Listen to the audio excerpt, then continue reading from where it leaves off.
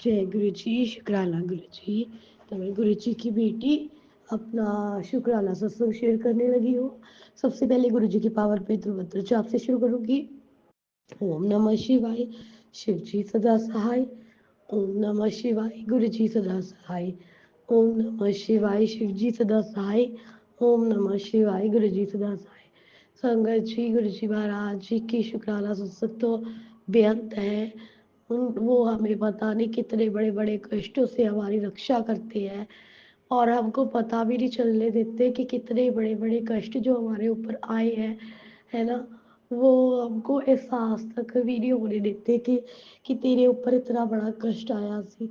तो गुरु महाराज सबसे पहले उन सभी मैं उस सभी चीज़ों का शुक्राना करती हूँ जो तो आप अब तक कष्ट पहुँचने भी नहीं देते आप तक। शुक्राना है गुरु, शुक्राना। मैं अपनी तरफ से भी शुक्राना करती हूँ और आपकी छोटे नाती की तरफ से भी आप अपना उनकी तरफ से भी शुक्राना स्वीकार करना गुरु जी। और मेरे हस्बैंड जी की तरफ से भी शुक्राना सत्संग जो है शुक्राना स्वीकार करना गुरु जी, है ना। आप सभी की तरफ से अपने इस बेटी की तरफ से सभी की तरफ से मतलब शुक्राना स्वीकार करना गुरु महाराज, है ना। सब आपकी दया से दया रहमत से ही है गुरु महाराज। हम सब ये सांसें भी हमारी खुद नहीं चलती, ये सब आपका दिया हुआ ही है गुरु महाराज। तो गुरु जी महाराज जी ने आज कितने दिनों बाद, है ना, अपनी बेटी को एक वाइट बटरफ्लाई के रूप में दर्शन दिए। उसके लिए भी अनंत अनंत बार शुक्राना गुरु महाराज, अनंत अनंत बार शुक्राना। तो गुरु जी महाराज जी की लीलाएं अपरंपार है। गुरु महाराज जी अपनी सभी संगत परिवार को तंदुरुस्ती बख्शना। जो आंटी जी सत्संग शेयर करे, मेरा जो भी शेयर करे, उनको उनके परिवार के ऊपर भी तंदुरुस्ती बराबर हाथ, ब्लेसिंग भरा हाथ हमेशा बनाए रखना गुरु जी। और अपने इस बच्ची के परिवार के ऊपर भी अपना ब्लेसिंग भरा हाथ हमेशा बनाए रखना। कोई भी सत्संग शेयर करते समय वो चूक होगी हो तो क्षमा करना गुरु जी, क्षमा करना संगत जी। अब मैं अपने सत्संग को यही भी जो है गुरु जी के पावन पवित्र मंत्र जाप से पॉज देती हूँ, पॉज लगाती हूँ। मैं विराम नहीं लगाना चाहती क्योंकि गुरु जी की लीलाएं अपरंपार है। और गुरु जी महाराज जी जो है मेरे को गुरु जी ने ना एक कल एक सत्संग सुनाया था। वो था कि कुड़िए मैं तेन 10 रुपए के नोट ਦੇ ਵਿੱਚ ना एक ब्लैसिंग दवांगा, है ना। तो संगत जी आप यकीन करो कि नहीं करो वो आपकी है, पर मेरे को 110% क्या 210% मतलब विश्वास मैंने खुद मतलब महसूस किया है गुरु जी की रहमत। कि मैं ना कल अपनी मायके गई थी, मम्मी के घर गई थी अपने, और साथ में गुरु जी कल आती था। तो संगत जी मैंने ना मेरे घर के पास से ही ना मेरे को तो रिक्शे वाले अंकल मिल गए। वैसे ऑटो मिलते हैं, तो उस दिन वो एक सरदार अंकल जी थे, तो वो मिल गए। तो मैंने अंकल से पूछा अंकल मेरे पैसे, तो उन्होंने इतना बता दिया। तो मेरे पास 50 रुपीज़ का नोट था। तो संगत जी मैंने ना उनको वो पैसे दिए। जब मैं अपनी मतलब जगह पे पहुंच गई, चौक में ही जाना था, चौक से ही आ गई मेरे को मम्मी के घर का जो ऑटो मिलना था। तो संगत जी मैंने उनको 50 रुपीज़ का नोट दिया और उन्होंने मेरे को जो है 30 रुपीज़, क्योंकि 20 रुपीज़ मेरा रेंट लगा, 30 रुपीज़ ना उन्होंने मेरे को रिटर्न कर दिए। तो संगत जी उस टाइम चलो मैंने रख लिए वैसे। उस 30 में से 20 साथ में मेरे को ऑटो मिल गया आगे जाने के लिए। तो मैंने 20 साथ में बैठने से पहले वो ऑटो वाले अंकल को 20 रुपीज़ दे दिए। देखो संगत जी अब गुरु जी की यहाँ पे रहमत और उनकी ब्लेसिंग देखो। जो मेरे पास 30 रुपए थे ना, तो उन 30 में से मेरे को नहीं पता था कि गुरु जी की ब्लेसिंग भी है उसमें। वो मैं आगे बताती हूँ आपको संगत जी। मैंने फिर मम्मी के घर पहुंची, तो मैं ऐसे ही फेसबुक स्क्रॉल कर रही थी। खाना वगैरह खा के ना मैंने फेसबुक स्क्रॉल किया, वहां पे मेरे को एक सत्संग मिला कि कुड़िए मैं तेन 10 रुपए के नोट के रूप में ब्लैसिंग दवांगा, ये हेडलाइन थी। और मैंने ना वह पूरा पूरा सत्संग सुन लिया संगत जी।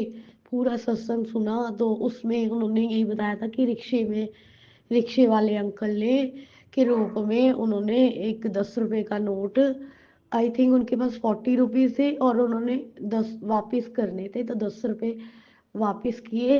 तो उसमें 777 की गुरुजी की नोट के रूप में, नोट में 777 की ब्लेसिंग थी। तो मैं भी ना, वो मैंने जो मेरे को 10 रुपए बचे थे ना, वो मैंने अपने बेटे की पॉकेट में उसको बोला कि तू रख ले। तो उसने पॉकेट में डाल दी, आते ही ना उसने पैसे निकाल ले। और फिर ना आपस में मेरे भतीजा भी वो कहने लगा ये मेरा है मेरे है, ये कहने लगा, लड़ पड़े है ना। तो मैंने कहा जा मामी को दे के आ। तो संगत जी वो मामी को दे के आए। शाम को फिर मेरे को याद था, उस टाइम मेरे को सारा दिन मेरे माइंड में था कि मैंने वो 10 का नोट देखा ही नहीं, है ना। मेरे को नहीं पता था कुछ भी, मैंने सिर्फ सत्संग सुना संगत जी, गुरु जी की। मैंने फिर अपने घर आके रात को वो जब देखा ना नोट, तो मेरे को सच में गुरु जी संगत जी में दंग रह गई। उसके ऊपर 777 की ब्लेसिंग थी।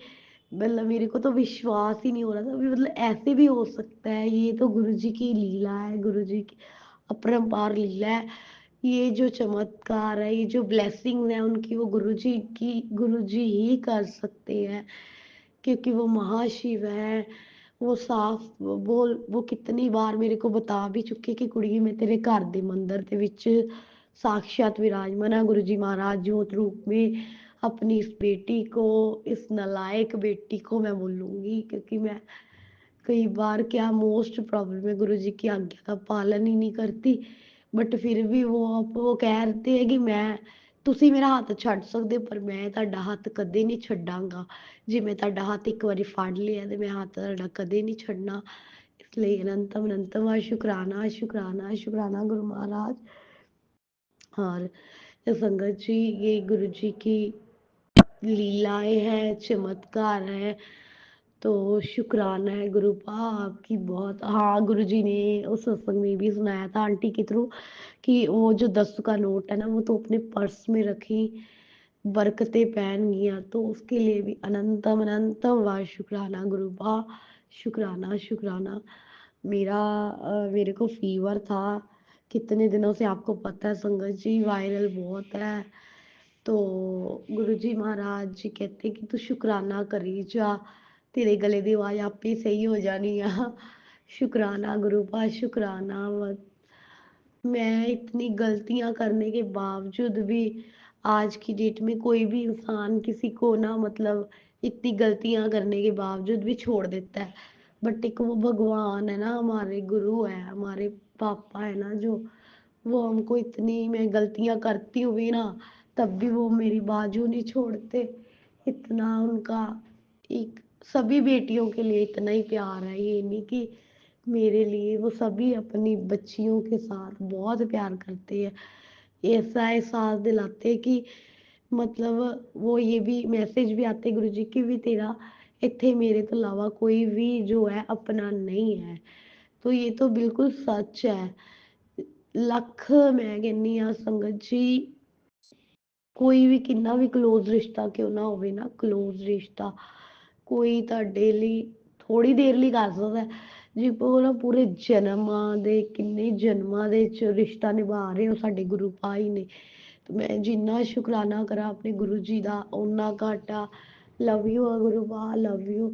ਤੁਸੀਂ ਜਦੋਂ ਦੇ ਮਤਲਬ ਇਹ ਆਪਣੀ ਧੀ ਦੀ ਬਾਂਹ ਤੇ ਬੜੀਆਂ ਜਨਮਾਂ ਤੋਂ ਫੜੀ ਦੀ ਹੈ, ਪਰ ਜਦੋਂ ਦਾ ਇਹ ਸਾਥ ਦਿਲਾਇਆ ਨਾ ਤੁਸੀਂ, ਤੁਹਾਡੇ ਸਾਥ ਦਿਲਾਉਣ ਨਾਲ ਹੀ ਆ ਗੁਰੂ ਜੀ, ਹੈ ਨਾ ਵੀ ਮਤਲਬ ਜ਼ਿੰਦਗੀ 'ਚ ਏਦਾਂ ਦੇ ਦੁੱਖਾਂ ਦੇ ਪਹਾੜ ਹੈਗੇ ਐ। ਮੈਂ ਸੰਗਤ ਜੀ ਇਹ ਨਹੀਂ ਕਹਿੰਦੀ ਦੁੱਖ ਨਹੀਂ ਆਉਂਦੇ, ਦੁੱਖ ਬਹੁਤ ਹੈ, ਬਟ ਉਹ ਕਿੱਦਾਂ ਮਿੰਟਾਂ ਦੇ ਵਿੱਚ ਹੀ ਉਹ ਮਤਲਬ ਫਿਨਿਸ਼ ਹੋ ਜਾਂਦੇ ਆ। ਗੁਰੂ ਜੀ ਐ ਫਿਨਿਸ਼ ਕਰ ਦਿੰਦੇ ਦੁੱਖ ਨੂੰ, ਹੈ ਨਾ। ਦੁੱਖ ਵਾਲਾ ਟਾਈਮ ਵੀ ਉਂਝ ਹੱਸ ਖੇਡ ਕੇ ਕਟਵਾ ਦਿੰਦੇ ਆ। ਤਾਂ ਉਹਦੇ ਲਈ ਵੀ ਬਹੁਤ ਬਹੁਤ ਸ਼ੁਕਰਾਨਾ ਹੈ ਮੇਰੇ ਗੁਰੂ ਕਾ, ਬਹੁਤ ਬਹੁਤ ਸ਼ੁਕਰਾਨਾ। ਮੈਨੂੰ ਕੁਛ ਨਹੀਂ ਪਤਾ ਸੀ ਮੈਂ ਕੀ ਬੋਲਣਾ ਹੈ ਆਪਣੇ ਸ਼ੁਕਰਾਨਾ ਸਤਸੰਗ 'ਚ। ਮੈਂ ਗੁਰੂ ਜੀ ਨੂੰ ਸ਼ੁਕਰਾਨਾ ਸਤਸੰਗ ਸ਼ੇਅਰ ਕਰਨ ਤੋਂ ਪਹਿਲਾਂ ਹੀ ਗੱਲ ਲੈਂਦੀ ਹਾਂ, ਗੁਰੂ ਜੀ ਤੁਸੀਂ ਬੁਲਵਾਣਾ ਜੋ ਵੀ ਬੁਲਵਾਣਾ। ਤੇ ਦੇਖ ਲਓ ਸੰਗਤ ਜੀ, ਮੈਨੂੰ ਨਹੀਂ ਪਤਾ ਲੱਗਾ ਇਹ 7.5 ਮਿੰਟ ਦਾ ਮੇਰਾ ਸ਼ੁਕਰਾਨਾ ਸਤਸੰਗ ਹੋ ਗਿਆ। ਇਹ ਸਿਰਫ ਔਰ ਸਿਰਫ ਗੁਰੂ ਜੀ ਦੀ ਰਹਿਮਤ ਤੇ ਆਸ਼ੀਰਵਾਦ ਨਾਲ ਹੀ ਹੈ। ਗੁਰੂ ਜੀ ਉਹ ਵੀ ਕੰਮ ਕਰ ਦਿੰਦੇ ਨੇ ਸੰਗਤ ਜੀ, ਜੋ ਸਾਨੂੰ ਇੰਪੋਸੀਬਲ ਲੱਗਦਾ, ਜੋ ਸਾਨੂੰ ਲੱਗਦਾ ਅਸੀਂ ਨਹੀਂ ਕਰ ਸਕਦੇ। ਗੁਰੂ ਜੀ ਕਹਿੰਦੇ ਆ, ਜੇ ਮੈਂ ਤੁਹਾਡੀ ਬਾਂਹ ਫੜੀ ਹੈ ਤੇ ਇਹਦੇ 'ਚ ਆਪਣੀ ਡਿਕਸ਼ਨਰੀ ਦੇ ਵਿੱਚੋਂ ਨਾ ਸ਼ਬਦ ਕੱਟ ਦੋ, ਇੰਪੋਸੀਬਲ ਸ਼ਬਦ ਕੱਟ ਦੋ, ਕਿਉਂਕਿ ਮੇਰੇ ਲਈ ਉਹ ਵੀ ਪੋਸੀਬਲ ਆ ਜੋ ਤੁਹਾਨੂੰ ਇੰਪੋਸੀਬਲ ਲੱਗਦਾ। ਇਹ ਸਭ ਤੁਹਾਡੀ ਰਹਿਮਤਾਂ ਨੇ। ਗੁਰੂ ਜੀ ਸ਼ੁਕਰਾਨਾ ਹੈ ਮੇਰੇ ਦਾਤਿਆ, ਸ਼ੁਕਰਾਨਾ ਹੈ, ਲਵ ਯੂ ਗੁਰੂ ਪਾ। ਸੰਗਤ ਜੀ, ਗੁਰੂ ਜੀ ਮਹਾਰਾਜ ਸ਼ੁਕਰਾਨਾ ਸਤਸੰਗ ਸ਼ੇਅਰ ਕਰਦੇ ਹੋਏ ਕੋਈ ਵੀ ਭੁੱਲ ਚੁੱਕ ਹੋਈ ਹੋਏ, ਆਪਣੀ ਨਦਾਨ ਧੀ ਨੂੰ ਮਾਫ ਕਰਨਾ, क्षमा ਕਰਨਾ।